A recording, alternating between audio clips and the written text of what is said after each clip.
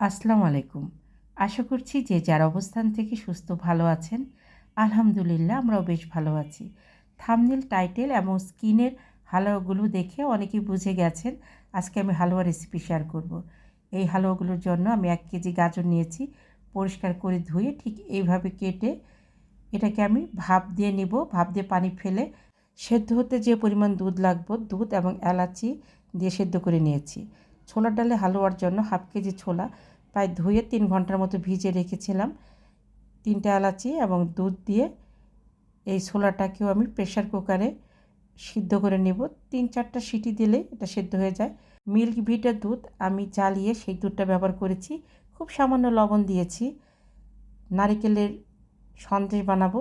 খুব ছোট্ট পুরু একটি নারকেল নিয়েছি। নারকেলটাকে ঠিক এইভাবে কুড়িয়ে নিতে হবে। কুড়িয়ে নেওয়ার পরে আমি ডাল, গাজর এবং নারিকেল পাটায় ঠিক এই রকম মিহি করে বেটে নিয়েছি। ইচ্ছে করলে এই পেস্টটা ব্লেন্ডারেও করে নেওয়া যেত, সেক্ষেত্রে এত মিহি হতো না আর কিছুটা তরল থাকতো। কারণ ব্লেন্ডারে পেস্ট করতে হলে আমাকে পানি বা দুধ ব্যবহার করতে হতো, সেই ক্ষেত্রে রান্নায় সময় বেশি লাগতো, যার জন্য পাটায় বেটে নিয়েছি। গ্যাসের ফ্লেম অন করে একটা কড়াই বসিয়েছিলাম, সেখানে 2 টেবিল চামচ ঘি এবং 2টো এলাচ দেব। নারিকেল বাটার সময় 2টো এলাচ দিয়ে নারিকেলটা বেটে নিয়েছিলাম। আমি এখানে ঘি আরও ব্যবহার করব। রান্নার বিভিন্ন পর্যায়ে এসে আমি ঘিটা ব্যবহার করব। আমন্ত্রণ জানাচ্ছি দিলরুবার হেসেলে। অনুরোধ করব লাইক দিয়ে আজকের হালুয়া রেসিপিগুলো কন্টিনিউ করবেন। আশা করছি রেসিপিটি আপনাদের কাছে ভালো লাগবে। একটা কনডেন্সড মিল্কের 1/3 অংশ আমি দেব। আমার নারিকেল পরিমাণে খুবই কম, যার জন্য 2টো কম ব্যবহার করেছি। দুধটাকে ভালোভাবে নেড়েচেড়ে মিশিয়ে পরিমাণ মতো চিনি দেব। কনডেন্সড মিল্কে চিনি আছে, সেই বুঝে চিনি ব্যবহার করতে হবে। উঁচু উঁচু 2 চা চামচ গুঁড়া দুধ দিয়ে খুব ভালোভাবে নেড়েচেড়ে মিশিয়ে নিব। লো টু মিডিয়াম হিটে পুরো হালুয়াটাই রান্না করব। খেয়াল রাখতে হবে কোনোভাবেই যাতে লেগে না যায়। লেগে গেলে কিন্তু খেতে ভালো লাগবে না। এখানে কিছু কাজু কেটে রেখেছি। আমি একদম শেষ পর্যায়ে এসে কাজুগুলো দেব। কিছু ড্রাই কাজু আমি কুচি কুচি করে কেটে নিয়েছি। কাজুটাকে আমি ঘি দিয়ে ভেজে নিয়েছিলাম। হালুয়াটা একদম রান্নার শেষ পর্যায়ে এসে 2 চা চামচের মতো আমি ঘি দিয়ে খুব ভালোভাবে নেড়েচেড়ে মিশিয়ে নিব। একদম শেষ পর্যায়ে ঘি দিলে ফ্লেভারটা খুব সুন্দর থাকে এবং খেতেও ভালো লাগে। খুব ভালোভাবে নেড়েচেড়ে আমি মিশিয়ে নেব। নারিকেলের এই যে সন্দেশ বা হালুয়া বরফি যেটাই বলি না কেন, এটা পাটায় খুব ভালোভাবে বেটে নিলে খুব সুন্দর হয় এবং খেতে ভালো লাগে। খুব ছোট প্রায় 1 কাপ নারকেল বাটার জন্য আমি এখানে 4-5 চা চামচের মতো ঘি ব্যবহার করেছি। চিনি এবং দুধটা পরিমাণ মতো। ঘি বেশি হয়ে গেলেও কিন্তু হালুয়াটা একদম ঝুরঝুরে হয়ে যাবে, সেদিকটা খেয়াল রেখে ঘি ব্যবহার করতে হবে। আমি একটা ছাঁচে ঠিক এইভাবে চেপে চেপে হালুয়াগুলোকে সেট করে নিচ্ছি। এই ছাঁচটা 2 দিক হলে ভালো হয়, আমার ছাঁচটা 1 দিক ছিল। এখন বুটের ডালে হালুয়াটা করে নেওয়ার জন্য সেই একই কড়াইটা পরিষ্কার করে ধুয়ে 2 চা চামচ ঘি দিয়ে 2টো এলাচ দিয়ে বেটে রাখা ডালগুলো দিয়ে দিব। ডালটা বাটার সময় 4টা এলাচ দিয়ে বেটে নিয়েছি। ভালোভাবে নেড়েচেড়ে ঘিয়ের সঙ্গে ডালটাকে মিশিয়ে নিব। এই হালুয়াতে আমি আরও ঘি ব্যবহার করব, প্রায় 4-5 টেবিল চামচের মতো ঘি ব্যবহার করব বিভিন্ন ধাপে ধাপে। আমি এখানে কনডেন্সড মিল্ক দিয়ে দিব, প্রায় সবটুকু দিয়ে দিব, একটু রাখবো গাজরের হালুয়ার জন্যে। নেড়েচেড়ে মিশিয়ে নেব। একটু নেড়েচেড়ে মিশিয়ে আমি পরিমাণ মতো চিনি দিয়ে দিব। এখানে চিনির পরিমাণটা একটু বেশি দিতে হবে। খুব ভালোভাবে নেড়েচেড়ে মিশিয়ে নেব। গ্যাসের ফ্লেমটাকে সবসময় লো টু মিডিয়ামে রাখবো, বাড়িয়ে দিলে পুড়ে যাবে। কিছুক্ষণ পর পর আমি এখানে 1 চা চামচ করে ঘি ব্যবহার করব। এতে ঘির ফ্লেভারটা খুব সুন্দর থাকবে, নিচেও লেগে যাবে না। 1/2 কেজি বুটের ডালের হালুয়ার জন্য আমি প্রায় 5 টেবিল চামচের মতো ঘি ব্যবহার করেছি। যারা ঘি পছন্দ না করেন তারা সাদা তেল মানে সয়াবিন তেল যেটা আছে সেটাও ব্যবহার করতে পারেন।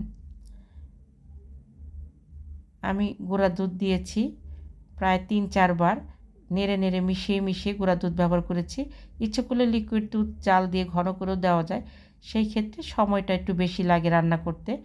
ডালটা সেদ্ধ করার সময় দুধ দিয়ে ডালটা সেদ্ধ করে নিলে পরবর্তীতে দুধের পরিমাণটা কম ব্যবহার করলেও খেতে খারাপ লাগে না। আর গুঁড়ার দুধ ব্যবহার করলে খুব সুন্দর ফ্লেভার যোগ হয়, খুব ভালো লাগে এবং রান্না করতে সময় অনেকটাই কম লাগে। শুরুর দিকে আমি 5 টেবিল চামচ ঘির কথা বলেছিলাম, কিন্তু রান্না করতে করতে আমার প্রায় 6-7 চামচের মতো ঘি লেগে গেছে। ছোলার ডালের হালুয়াতে ঘির পরিমাণটা একটু বাড়িয়ে দিলে খেতে খুব ভালো লাগে। ঘি বা তেল কোনোটাই আমাদের স্বাস্থ্যের জন্য ভালো না, তবে হালুয়াতে ঘির পরিমাণটা একটু বাড়িয়ে দিতে হয়, এতে খেতে ভালো লাগে আর হঠাৎ একটু একটু ঘি খাওয়া যেতেই পারে। আগামী শুক্রবার সকল ধর্মপ্রাণ মুসলমানদের জন্য অত্যন্ত তাৎপর্যপূর্ণ একটি রাত, লাইলাতুল বরাত। এই রাতে সকল ধর্মপ্রাণ মুসলমানরা ইবাদত বন্দেগীতে মশগুল থাকেন এবং যে যার সামর্থ্য অনুযায়ী দান সদকা করেন এবং একটু ভালো মন্দ খেতে চেষ্টা করেন। সব রাতের খাবার দাবার নিয়ে অনেকের অনেক দ্বিমত আছে, আমি সেই দ্বিমতে যাব না। আমি যে কোনো আচার অনুষ্ঠানে পরিবার পরিজন নিয়ে একটু ভালো মন্দ খেতে পছন্দ করি। রাতকে সামনে রেখে এই হালুয়াগুলো বানিয়েছি। আমি 2 দিন আগেই বানিয়ে রাখলাম, এতে আমার অনেক সুবিধা হবে। আমি ছোলার ডালের হালুয়াটা একটা সার্ভিং ডিশে ঘি ব্রাশ করে উঠিয়ে রেখেছি এবং একই কড়াইটাকে পরিষ্কার করে ধুয়ে আমি গাজর দিয়ে দিলাম, তারপরে একটু ঘি দিয়েছি এবং বাকি যে খুব সামান্য কনডেন্সড মিল্ক ছিল সেটা দিয়ে দিলাম। যে কোনো হালুয়াতে দুধের পরিমাণটা বাড়িয়ে দিলে খেতে ভালো লাগে। আমি এই গাজরের হালুয়াতে 3 কাপের মতো গুঁড়া দুধ ব্যবহার করেছি।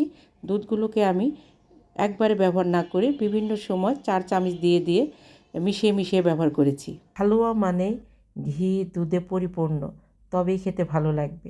2টো এলাচ দিয়ে দিলাম, আমি গাজরটাও এলাচ দিয়ে বেটে নিয়েছিলাম। চিনিটা আপনারা আপনাদের পছন্দ অনুযায়ী দিবেন। গাজরটা একটু মিষ্টি মিষ্টি, কাজে চিনির পরিমাণটা আমি কম দিয়েছি। ঘি আমি একবারে কখনোই ব্যবহার করি না, একটু ধাপে ধাপে ব্যবহার করি, এতে খুব সুন্দর ফ্লেভার থাকে। গ্যাসের ফ্লেম বরাবরই লো টু মিডিয়াম হিটে রাখতে হবে। নারকেল, ছোলার ডাল এবং গাজর এই 3টে হালুয়া আমি একই সঙ্গে বানিয়েছি। প্রায় 2.5 ঘন্টার মতো আমার সময় লেগেছে এই 3টে হালুয়া তৈরি করতে। আমি লো টু মিডিয়াম হিটে আস্তে আস্তে হালুয়াগুলো তৈরি করে নিয়েছিলাম। দেশ দেশের বাইরে দূর দূরান্ত থেকে যে সকল দাদা দিদি ভাই বোন বন্ধু, সেই সাথে আমার সাধারণ দর্শক বন্ধু যারা আছেন, আমার রেসিপিগুলো দেখে অনেক সুন্দর সুন্দর কমেন্ট করছেন, আমি তাদের প্রতি ভীষণভাবে কৃতজ্ঞ। প্লিজ এভাবেই পাশে থাকবেন। কিছুক্ষণ পর পর আমি 2-3 চা চামচ করে গুঁড়া দুধ দেব এবং মিশিয়ে নেব। একবারে দুধটা দিলে দলা পেকে যেতে পারে এবং ঘিটা ব্যবহার করব যখন আমি বুঝবো এটা লেগে যাচ্ছে, ঠিক সেই সময় 1 চা চামচ করে আমি এখানে ঘি ব্যবহার করব। হালুয়া মোটামুটি সকলেই বানাতে পারেন, তারপরেও যারা একদম নতুন তাদের কাছে এটা ভীষণ কঠিন কাজ। আমার এই রেসিপিটি দেখে তাদের একটু হলেও উপকৃত হবেন। আমি এখানে খুব সামান্য কেওড়া জল দিব। কেওড়া জল দিলে গাজরের যে একটা গন্ধ থাকে সেটা থাকবে না, খুব শাহি একটা ফ্লেভার যোগ হবে। আমি একদম শেষ পর্যায়ে এসে আবারও ঘি দেব এবং 2 চা চামচের মতো আমি এখানে গুঁড়া দুধ দেব। ঘি আর গুঁড়া দুধ মিলে মাওয়ার যে একটা টেস্ট সেটা পাওয়া যাবে। খুব ভালোভাবে নেড়ে চেড়ে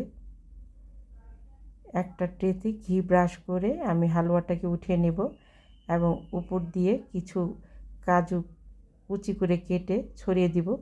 দেখতেও ভালো লাগবে, খেতেও ভালো লাগবে। কেমন লেগেছে আমার ছোলা, নারিকেল এবং গাজরের হালুয়া রেসিপিটি কমেন্ট করে অবশ্যই জানাবেন। আমার যে সকল বন্ধুরা আমাকে বন্ধু করতে চাচ্ছেন অবশ্যই কমিউনিটিতে নক করবেন এবং অপেক্ষায় থাকবেন। আগামী লাইলাতুল বরকতের রাতে আমরা সকলেই সকলের জন্য দোয়া করব। আপনাদের প্রত্যেককে সুস্বাস্থ্য কামনা করে বিদায় নেব। নিজে ভালো থাকবেন, অন্যকে ভালো রাখবেন। আল্লাহ হাফেজ।